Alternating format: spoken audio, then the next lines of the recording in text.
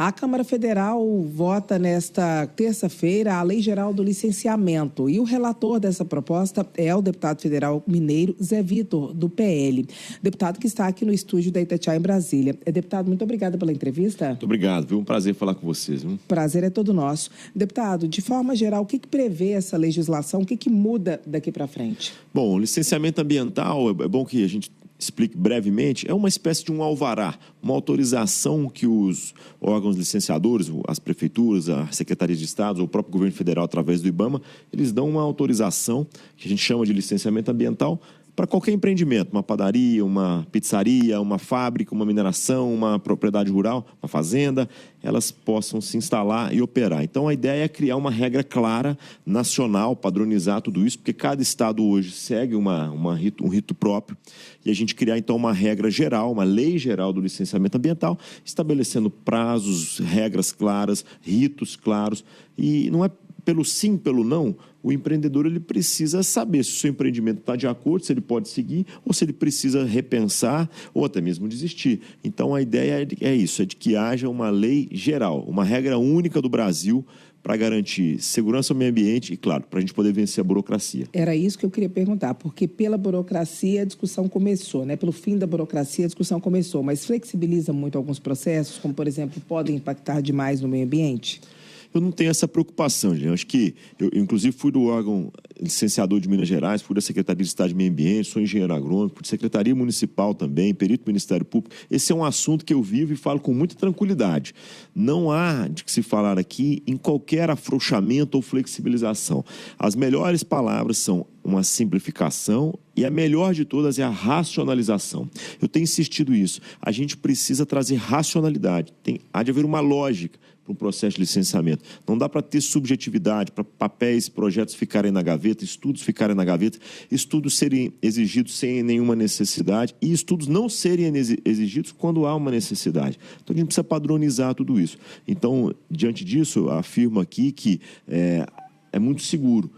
O meio ambiente não corre o risco com essa modalidade. Corre o risco, sim, quando há burocracia, porque a burocracia afasta as pessoas da regularização, afasta da formalização, ou seja, eles ficam distantes das normas, distante da luz da legislação, distante, portanto, da fiscalização. Então, aí não segue regra nenhuma, não segue norma nenhuma, aí sim, a burocracia afasta as pessoas e coloca o meio ambiente em risco. Só para a gente ter ideia, deputado, isso diminui os prazos de alguns processos e uma comparação do tempo que se leva hoje e o tempo que se pode levar depois da Lei Geral de Licenciamento aprovada? Hoje é inimaginável, né? Nós temos projetos que podem ser analisados em 5, 6, 10 anos. Isso é o que a gente... Por quê? Porque há muita participação de alguns órgãos, por exemplo, órgãos intervenientes, que ali eles são chamados a se manifestar. Deixa eu citar um exemplo. Uma FUNAI, por exemplo, o IFAM, que é do Patrimônio Histórico, eles são chamados a participarem, mas por uma questão ideológica, em alguma das vezes, nem sempre técnicas, eles sentam em cima do processo, não se manifestam e o processo fica paralisado.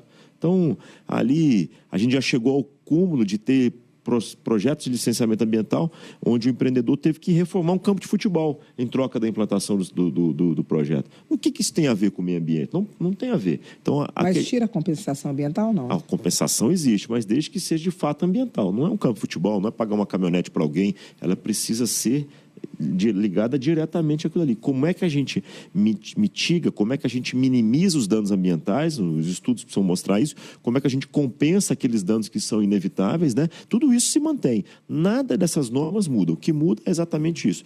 Quem pode participar, quem pode falar, quando pode, qual é o prazo que tem, quais são os empreendimentos que vão demandar mais estudos, quais que vão demandar menos, porque é basicamente uma gestão de risco, Edilene.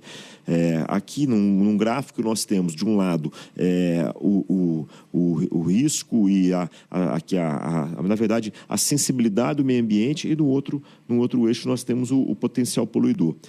Quanto maior o potencial poluidor e maior a resiliência do meio ambiente, os estudos precisam ser menor, mas se o meio ambiente tiver uma resiliência menor, ou seja, ele for mais sensível, a gente precisa, então, para aquele empreendimento de estudos mais complexos. Deputado, e a mineração entra na nova Lei Geral do Licenciamento? Bom, essa foi uma mudança que ocorreu de ontem, né, para hoje, a mineração entra.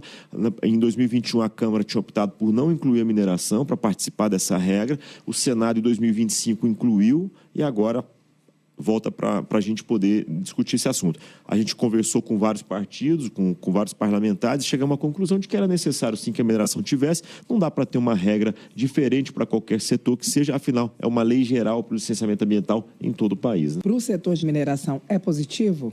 Eu acredito que sim, eles ficarem ali no limbo, sem uma norma clara, diferente, aguardando uma discussão do Congresso. Essa norma para ser votada, essa lei geral, demorou mais de 20 anos, 21 anos desde que ela está nessa casa. Então, era inimaginável quando outra norma como essa pudesse ser discutida. Então, é importante que eles estejam aqui, que a gente traga todo mundo para esse barco e aí cada ente federativo ali, com a sua expertise, com o conhecimento do território que tem, ele vai definir quais são os estudos e os critérios para poder garantir ali as licenças ambientais. Eu sempre converso com os industriais de forma geral e do ramo de mineração, muitos deles reclamam que às vezes os processos de licenciamento demoram anos e anos e anos e geram muitos prejuízos.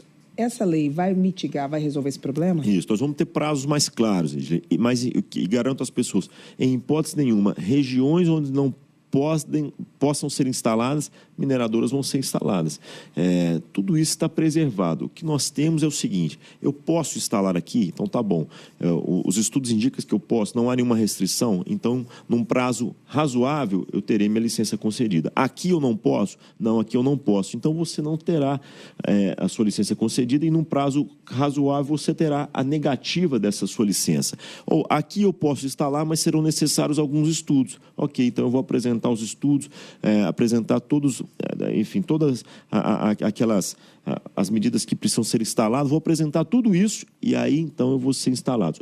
A gente quer vencer, Edilene, e vamos vencer, é a burocracia. Agora, em hipótese nenhuma, desproteger o meio ambiente. E vai ter um teto para licenciamento? Tipo, os processos que demoram mais vão demorar X meses ou X anos? Isso será regulamentado. O que ficou definido é que, assim, alguns terão ritos simplificados, alguns serão até, se eu posso assim dizer, automaticamente concedidos. Exemplo para o pessoal em casa entender. Aqueles de menor porte, um posto de combustível, uma fábrica pequena, algumas propriedades rurais. Imagine aqueles que têm menor porte e têm um menor potencial poluidor. Não faz sentido uma pizzaria, pura e simplesmente porque ela usa lenha para passar uma pizza, ou uma padaria que usa lenha para poder assar um pãozinho, que eles tenham o mesmo rigor de que uma mineradora. Então, a gente definiu que aqueles de pequeno e médio porte serão licenciados de forma mais simplificada. E aqueles de maior porte, maior potencial poluidor, serão com ritos maiores. Quem vai definir isso?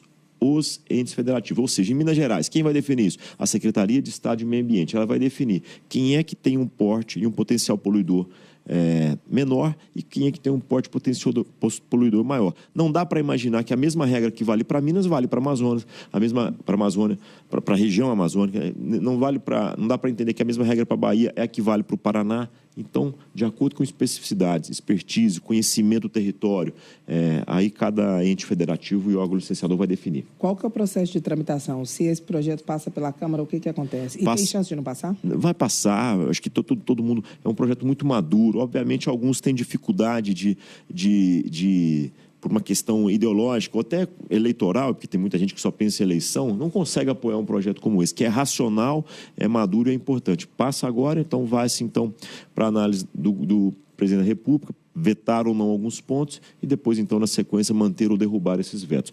Mas a maioria da Câmara tem se posicionado favorável, porque já entendeu que é um projeto importante para o Brasil. O deputado federal Zé Vitor, do PL de Minas Gerais, que é o relator da Lei Geral de Licenciamento Ambiental. Muito obrigada pela entrevista, deputado. Muito obrigado, gente. Sigo à disposição. Logo mais, a gente espera ter uma boa vitória para o país aí. Seja bem-vindo sempre aqui. Obrigado.